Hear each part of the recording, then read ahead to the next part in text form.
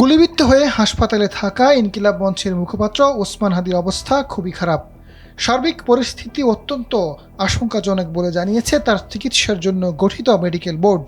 চিকিৎসার জন্য বিভিন্ন বিভাগের ১৩ জন চিকিৎসকের সমন্বয়ে মেডিকেল বোর্ড গঠন করা হয়েছে।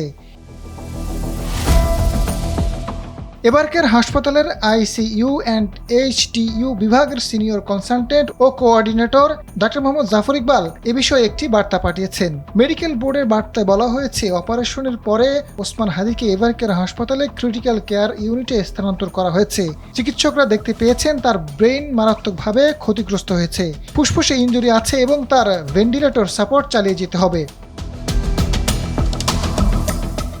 মেডিকেল বোর্ডের পর্যবেক্ষণ ও সর্বশেষ সিদ্ধান্তে বলা হয়েছে, ওসমান হাদির মস্তিষ্ক মারাত্মকভাবে ক্ষতিগ্রস্ত হয়েছে।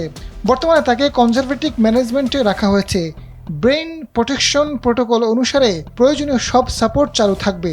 শারীরিক অবস্থা কিছুটা স্থিতিশীল হলেও পুনরায় ব্রেইন সিটি স্ক্যান করা হতে পারে। ফুসফুসের ইনজুরি বিদ্যমান রয়েছে। চেস্ট ড্রয়েন টিউব দিয়ে অল্প পরিমাণে রক্ত নির্গত হওয়া তা আপাতত চালু রাখা হয়েছে। ফুসফুসের সংক্রমণ ও ARDS প্রতিরোধের বিষয়ে সর্বোচ্চ সতর্কতা অবলম্বন করে ভেন্টিলেটর সাপোর্ট অব্যাহত রাখা হবে।